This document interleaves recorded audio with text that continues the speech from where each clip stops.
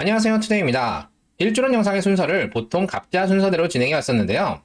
이번에는 북님이 덧글로 요청하셔서 개해 일주를 진행하도록 하겠습니다. 갑자 순서대로 갔으면 아마도 가장 마지막이 개해 일주가 될 뻔했는데요. 북님 덕에 일찍 영상을 제작하게 되었습니다.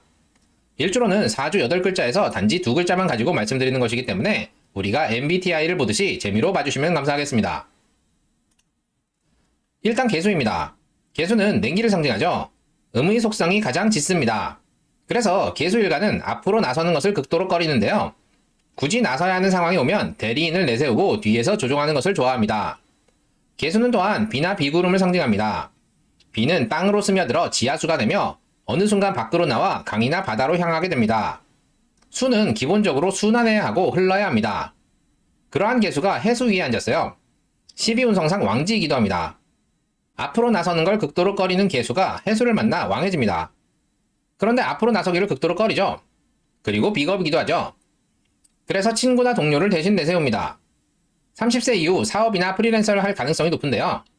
본인이 전면에 나서기보다는 대리인을 내세우는 형식을 취할 가능성이 높습니다. 직장 생활을 하더라도 대리인을 내세워 카페나 술집 등을 남몰래 운영하는 경우도 있습니다.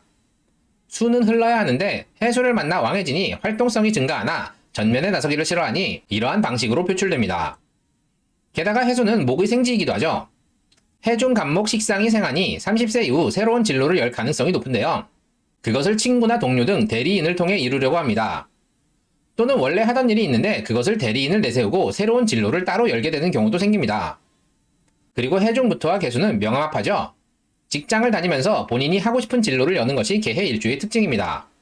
남녀공이 지지에 역마의 글자를 깔았기 때문에 여기저기 분주하게 돌아다닙니다. 이것저것 일을 벌일 수 있는 이유도 역마의 글자가 나를 왕하게 해주기 때문입니다. 배우자공으로 보면 배우자가 나를 왕하게 만들고 나의 대리인이 되기도 하죠. 남자의 경우 배우자에게 많은 부분을 맡깁니다.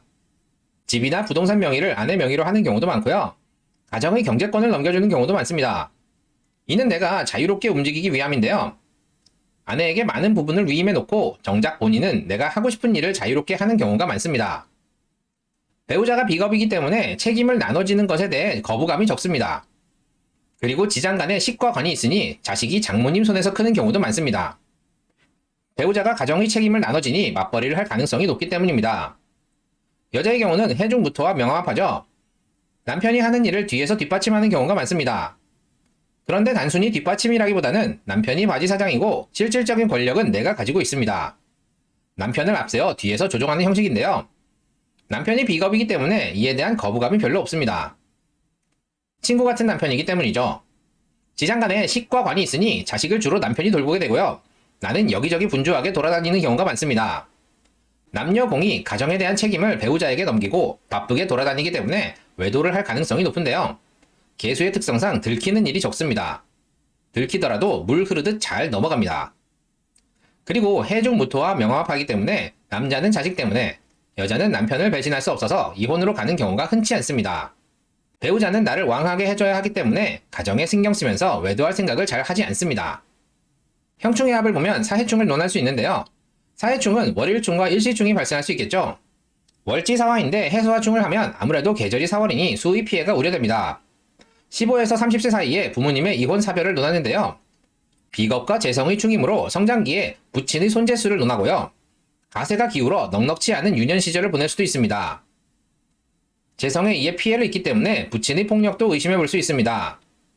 역마의 충인이 성장기에 여기저기 이사를 다닐 수도 있습니다. 물론 배우자와의 이혼도 가능합니다. 사화와 해수의 지장간 중 무토를 제외한 경금, 병화, 간목, 임수가 피해를 보니 성장기에 진로가 막히거나 학업이 중단될 수 있고요. 본인이 상해를 입거나 형제의 사망도 읽어줄 수 있습니다. 친가 또는 외가의 어르신이 일찍 세상을 떠나실 수도 있습니다. 일시충은 시지에 사화가 있는 경우겠죠. 30에서 45세 사이에 이혼수를 강하게 읽어주고요. 지장간인 경금, 병화, 간목, 임수가 피해를 보니 진로가 막히거나 문서 또는 관제수로 인한 재물의 손실을 예상해 볼 수 있겠습니다. 시지를 충하니 자식에게 문제가 발생할 수도 있겠네요. 원국에 사해충이 없더라도 유년에서 사화가 들어올 수도 있죠. 이동수를 강하게 읽어줍니다. 보통 4월에 발동되어 해월에 마무리가 됩니다. 이동하지 않는다면 사고수를 의심해 볼 수 있는데요. 사화가 들어오는 해에 이동할 일이 없다면 여행 등을 통해 일부러 이동할 거리를 만들어서 사고수를 피하는 것이 좋습니다. 오늘은 개해 일주에 대해 알아보았는데요. 다시 한번 말씀드리지만 일주로는 4주의 MBTI 정도로 재미로 즐겨주시면 좋겠습니다. 도움이 되셨나요? 도움이 되셨다면 구독과 좋아요, 알림 설정 꼭 부탁드립니다. 그럼 이만 마치도록 하겠습니다. 감사합니다.